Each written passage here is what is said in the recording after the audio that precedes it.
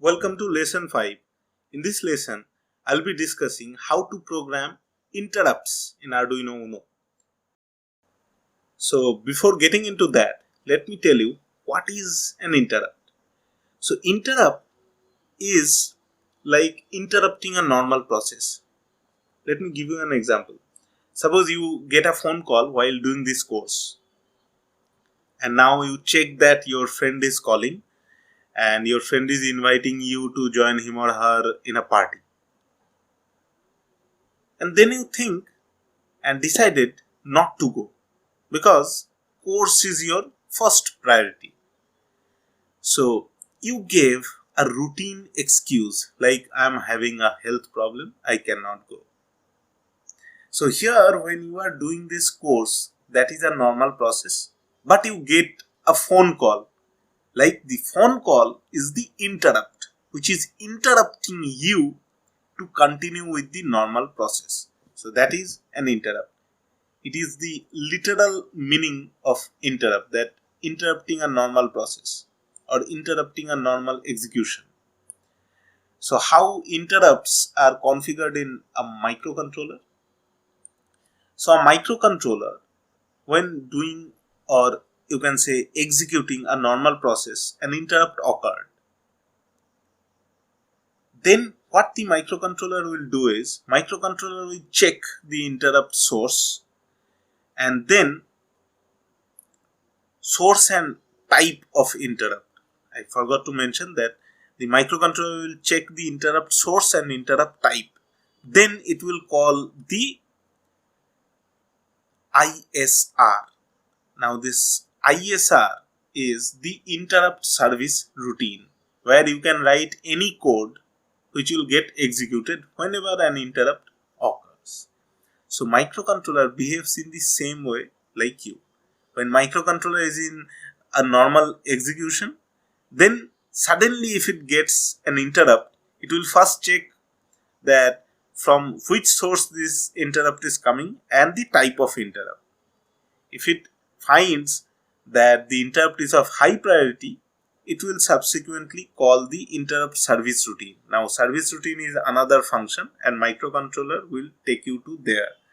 And there you can write any code which will get executed. Now the routine locations depend on the interrupt source and type.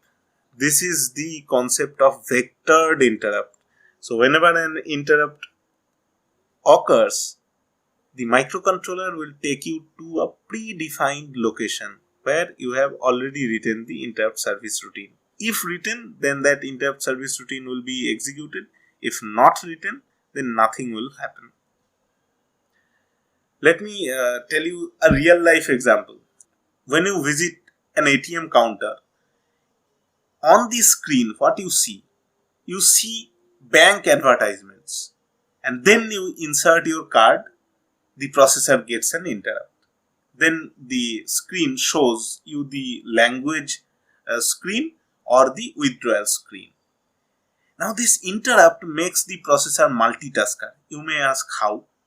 Because the processor is showing bank advertisement on the screen.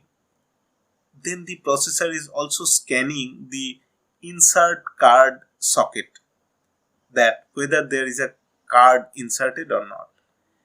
The processor is also sending pulses to the keypad and scans the keypad whether there is a key pressed or not. The processor is also maintaining an internet link between the server and the machine. All these works are done by the processor, and whenever it gets interrupt, it will take you to some screen or some sort of process. That is how the processor is doing multitasking. So I'll also elaborate how multitasking happens. Like, let me give you an example. Suppose your friend has called you to meet him at some junction, and the meeting time was set at morning 11 a.m. You have a small work at bank, but still you reached the junction point, meeting point rather, at 11 a.m. Then your friend called you to inform that he will be late by half an hour. Now you have two choices. One, wait for him right there for half an hour. Second choice is go to bank, finish your small work, then come back at the meeting point. I think half an hour will be good enough to do your work. Now you may think that second choice is the better. Then I'll also tell you that second choice is always better, because you are executing two works in the second choice, but in the first choice you are executing only one work, that is you are waiting for half an hour. That is not preferable. Similarly, if I take it to the context of microcontroller, then how multitasking happens? Whenever we are using the delay function, the delay function means waiting. So delay in controller keeps it in the waiting state. It's a pure time loss, you can say. Like in case of LED blinking, what you did so far is you are just writing digital write within bracket LED comma high, then delay of a second, then digital write low, then delay of a second. So whenever we are writing delay of a second, the processor will wait for a second. If we do it in other way, like we are switching on the LED, then do some other work, then after a second come back and switch off the LED, then do some other work, after a second come back and switch on the LED. Like that we can also write, but for that we need to use interrupts, because interrupts will help the processor in multitasking. So timing interrupt can be generated by timers, external interrupts can be generated by external hardware, and like that there are more than 20 interrupt sources are there in Atmega 328P, which is the processor we use in Arduino Uno. So there are more than 20 interrupt sources. So we can configure any of that, but for our experiment we will be concentrating on external interrupts. So there are two external interrupts in Arduino Uno board. The pins are D2 like interrupt 0 and D3 interrupt 1. And interrupt sources can be low, rising, falling or any change. But for that, always remember, interrupts must be activated first. So these are the two pins. You can see this pin number 2 and pin number 3. These are the designated external interrupt sources. So there are two functions in Arduino Uno. One is attach interrupt, another is detach interrupt. Now how we can write attach interrupt? It's simple. Attach, I is in capital, attach interrupt, within bracket there are three parameters. One is interrupt number, another is ISR function's name, third one is the type of interrupt. So in interrupt number you can write either 0 or 1.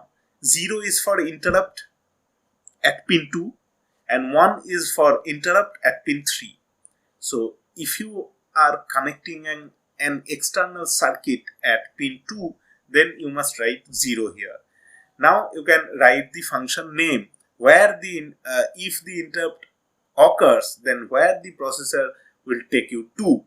That is a function. So the function name which will be called when interrupt occurs should be mentioned in the ISR function parameter. Now third one is the type of interrupt. So there are 4 interrupt types. One is low. So when the designated pin can be 2 or 3, will receive a low voltage, it will call the interrupt service routine. Now rising means a transition from low to high. If it receives that transition at pin 2, it will call the interrupt service routine. Then falling is the transition of high to low. If it receives such signal at whichever pin you want to connect, it can be pin 2 or pin 3. If it receives interrupt at any of these pins, it will call the ISR. Then comes change. Change means either high or low. suppose the pin is low for some time. Whenever it is high, it will call the interrupt service routine. And whenever it is high to low, it will call the interrupt service routine. So any change between the state like 0 to 1 or 1 to 0 will call the interrupt service routine if you mention change as the interrupt type. So this is how we can write attach interrupt, and detach interrupt is very simple. Whenever you are using attach interrupt, if you want to disable the interrupt, just write detach interrupt within bracket interrupt number. If you are using interrupt at pin 2, you can simply write detach interrupt within bracket 0. This is how you can disable the interrupt. So here I will be experimenting with interrupts using a button and a LED. So my objective is to toggle the LED using interrupt. So my methodology will be a function which can toggle. I'll write a function which can toggle the LED, and this function will be called each time when an external interrupt occurs at pin 2. So this will be my methodology, and my circuit is very simple. You have already seen this. Here I am using a button and a 10k resistor. This is configured in pull down mode. So 5 volt is connected to button, and the junction of button and resistor is connected to pin 2, and the other end of the resistor is connected to ground.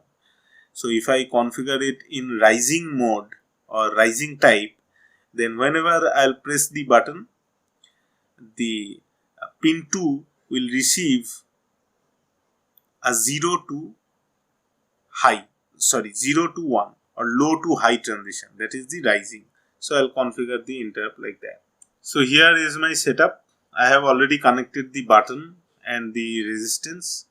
See, the blue wire is connected to pin 2 and the green wire is connected to ground, and the red like wire is connected to VCC. Let me tighten it a bit.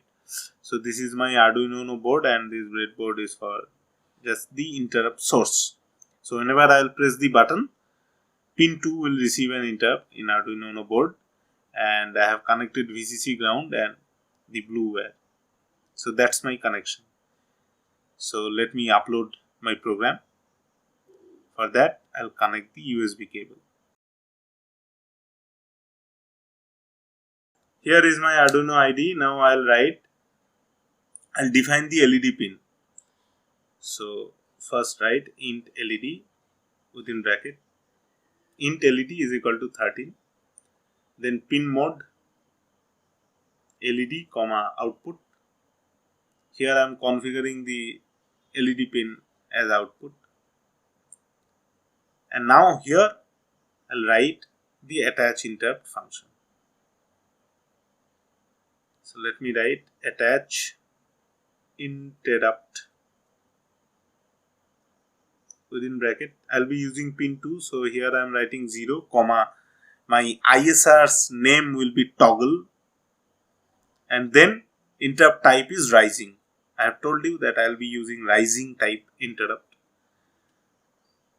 So pin number 2, that's why I have written 0, and toggle is my function name and type is rising. So in void loop I am writing nothing. I'll directly write the function. So void loop is blank. So void toggle. Now let me write the toggle function. So for toggle I am writing digital write within bracket LED, not sign, then digital read within bracket LED. That's it. So this function, what it will do is it will first read the status of LED and then not, and then it will write it to LED. Suppose LED status is by default low, so it will convert it into high and LED will be high. So here let me define the default status of LED. The first status of LED, digital write LED, low. So first LED will be low. So when this ISR will be called, so this digital read will return low, but as we have put the not sign, so it will be high, and digital write LED comma high. So then LED will glow. Then after that, again when the ISR will be called, so digital read will return high, and then not, then high will be converted into low. Let me save it as interrupt. Let's check Arduino is at COM5, then upload.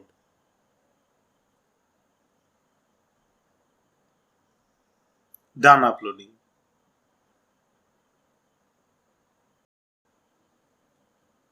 Now the program is uploaded.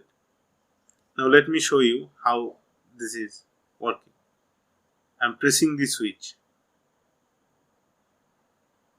LED is glowing. Again pressing, LED is off. Again I am pressing, LED is on. Again I am pressing, LED is off. This is how the toggle function is working. So see, the interrupt is working perfectly, and now I guess you have the clear idea of how the interrupt works, and you can now easily program the interrupt. So there is some debouncing problem here. We can fix it by using some delay, but it will work perfectly.